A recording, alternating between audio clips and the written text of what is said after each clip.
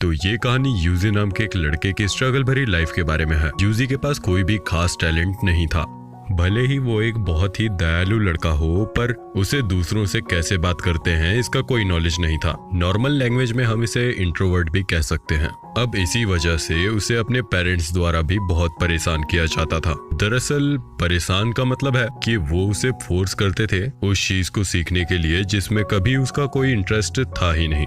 वो चाहते थे कि 16 की एज तक यूजी एक परफेक्ट सोल्जर बन जाए, लेकिन दूसरी तरफ वो ये भी जानते थे कि वो ऐसा नहीं कर सकता क्योंकि वो उसकी बहन काजुकी से बिल्कुल उल्टा है। दरअसल काजुकी उसकी बड़ी बहन है, साथ ही वो एक जीनियस है, इसीलिए यूजी उसे अवॉइड करना ही पसंद करता है। लेकिन दूसरी तरफ काजुकी उसके छोटे भाई यूजी का पूरा ध्यान रखती थी। वो हमेशा उसके साथ टाइम स्पेंड करना पसंद करती थी। वो दोनों साथ में कई खेल खेलते थे। साथ ही काजुकी यूजी को पेंटिंग बनाने के लिए भी मोटिवेट करती थी, लेकिन फिर भी यूजी की पेंटिंग कभी भी काजुकी जितनी अच्छी नहीं थी। पर फिर भी काजुकी यूजी को समझाती है कि आगे चलकर तुम्हारी भी सब जरूर तारीफ करेंगे। लेकिन उसी रात उनके फादर उन पेंटिंग को देखकर बहुत अपसेट हो जाते हैं और काजुकी से यूजी की सारी पेंटिंग फटवा देते हैं, क्योंकि उन्हें लगता था कि ये पेंटिंग अगर किसी ने देख ली तो उनकी फैमिली की बहुत बेइज्जती होगी। अब एक दिन वो एक आदमी से मिलते हैं जिनका नाम कीराहारा था।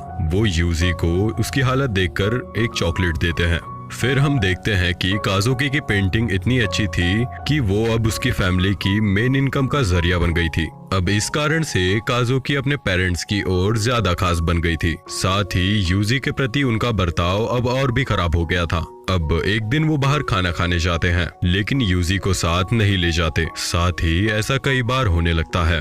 अब एक दिन जब बाहर खाना खाकर काजुकी वापस घर आती है तो वो देखती है कि उसका भाई एक खाई हुई बासी ब्रेड का टुकड़ा खा रहा है। साथ ही वो टुकड़ा इतना पुराना और कड़क हो चुका था कि उसे पानी में डालकर पहले खाने लायक बनाना पड़ रहा था। अब काजुकी उसे रेफ्रिजरेटर के पास लेकर जाती है और कहती है कि तुम इसमें से निकालकर अच्छा खाना खा सकते हो। पर यूजी को डर था कि वो अगर ऐसा करेगा तो उसे सजा मिलेगी।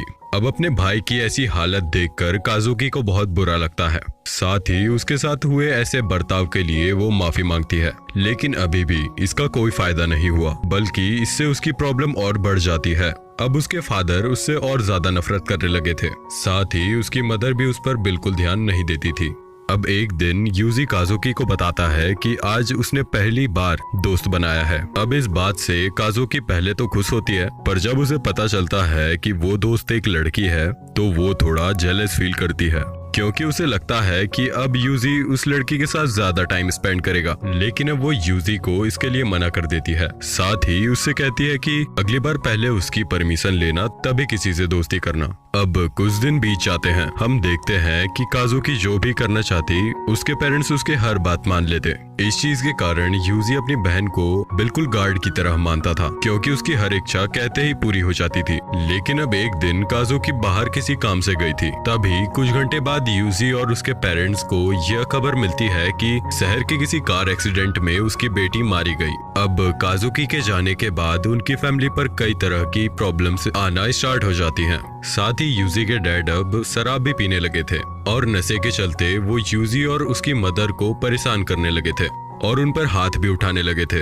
अब इस चीज से परेशान होकर यूजी की मदर उसे लेकर वहां से चली जाती है। अब यूजी और उसकी मदर साथ में ही एक नई लाइफ की शुरुआत करते हैं। यूजी की मदर हार्ड वर्क कर कर यूजी की हर एक जरूरत को पूरा करती है। साथ ही अब अपने डैड के साथ ना होने से यूजी बहुत खुश था, लेकिन ये खुशी एक साल से ज्यादा नहीं चलती। एक दिन उसके फादर उन्हें ढूंढते हुए वहाँ पहुँच जाते हैं। साथ ही अब वहाँ आकर यूजी की मदर से शराब के लिए पैसे मांगने लगते हैं। अब उनकी बात मानने पर भी वो यूजी की मदर को परेशान कर रहे थे। ये देख यूजी खुद पर कंट्रोल नहीं कर पाता और पास ही रखे एक शराब की बोतल से अपने डैड पर अटैक कर देता है। इस वजह से उसके डैड अब जमीन पर गिर जाते हैं। साथ ही ये देख उसकी मदर थोड़ी चिंता में आ गई थी। वो यूजी को एक चीज देती है जिसमें उनकी सारी सेविंग्स रखी हुई थी। साथ ही वो उसे कहती है कि तुम अभी यहाँ से चले जाओ, मैं कुछ देर बाद आ जाऊंगी। अब भोला भाला यूजी वहाँ से चला तो जाता है, पर ज्यादा देर लगने साथ ही पुलिस के सायरन की आवाज के कारण वो वापस लौट आता है। अब वहां आकर वो देखता है कि कुछ लोग एक बॉडी को ले जा रहे हैं। और उस बॉडी के हाथ में वही घड़ी थी जो उसके डैड पहना करते थे। अब अंदर जाने पर वो देखता है कि बहुत से डिटेक्टिव वहाँ पर छानबीन कर रहे थे और ये छानबीन एक मर्डर सीन की थी जिसका आरोप उसकी मदर पर लगा था। अब ये देखने के बाद वो वहीं बेहोश हो जाता है और जब उसकी आंख हॉस्पिटल में खुलती है तो वो एक लेटर पाता है जिसे उसकी मदर ने उसके लिए लिखा था। उसमें लिखा था कि अभी तक तुम्हारे साथ जो कुछ भी बुरा हुआ और जिस प्रकार का व्यवहार तुम्हारे साथ तुम्हारे डैड ने किया उन सब के लिए मैं माफी मांगती हूँ। ये पढ़ने के बाद यूजी अपने आंसू रोक नहीं पाता और रोने लगता है।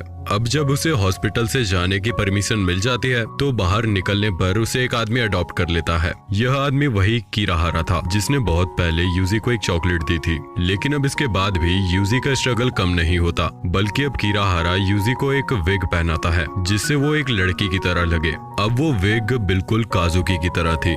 पर अब एक दिन एक आदमी उसे गलत तरह से छूने की कोशिश करता है, लेकिन यूजी उस आदमी को ही जान से मार देता है। अब जब ये बात कीराहारा को पता चलती है तो वो यूजी से बहुत इम्प्रेस होता है। साथ ही अब वो यूजी की काबिलियत को समझते हुए उसे अपने ट्रेनिंग कैंप पर ले जाता है। वो यूजी को अपना टूल बनाना चाहता है। साथ ही यूजी भी उसके लिए तैयार था, क्योंकि यूजी का मानना था कि कीराहारा ने उसे अडॉप्ट कर उस पर जो एहसान किया है उसका बदला वो इसी चीज से चुका सकता है। तो अब ट्रेनिंग कैंप के अंदर उसकी कई तरह की एबिलिटीज बाहर निखर कर आती है। अब इस वजह से वहाँ रहने वाले बाकी स्टूडेंट उसे पसंद नहीं करते और उसे बुली करना चालू कर देते हैं। लेकिन अब उन सब में एक लड़की भी थी जिसका नाम मर्लिन था। वो लड़की यूजी के घाव पर दवाई लगाती है, साथ ही उसे खाने के लिए अपना खाना भी देती है। अब इन सब चीजों से यूजी को ये यकीन हो गया था कि शायद ये वर्ल्ड इतना भी बुरा नहीं है जितना इसे देखा जाता है। अब इस सब के बाद वो टाइम आ जाता है जब उनका फाइनल टेस्ट होना था। इसमें उन्हें अपने सामने वाले ओपोनेंट को या तो खत्म करना था या उसे लड़ने लायक नहीं छोड़ना था। अब बदकिस्मती से यूजी की अपोनेंट मार्लिन को ही चुना जाता है। अब यूजी अपनी दोस्त से बिल्कुल भी नहीं लड़ना चाहता था, पर अब फाइट भी स्टार्ट हो गई थी और यहाँ यूजी हार भी नहीं मान सकता था। इसलिए अब वो मार्लिन को ना चाहते हुए भी किक करता है।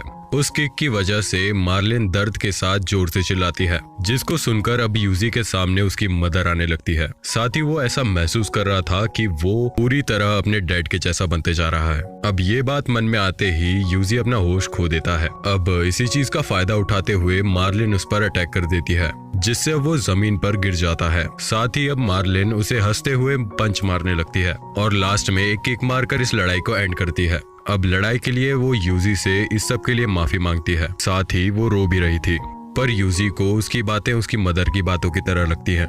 इस कारण उसे ये सब बिल्कुल पसंद नहीं आता, क्योंकि इस तरह वो खुद को हेल्पलेस और वीक ही महसूस कर रहा था। अब ये लास्ट बार था जब यूजी और मार्लिन एक दूसरे से मिलते हैं, क्योंकि अपने पहले ही मिशन में मार्लिन मारी जाती है।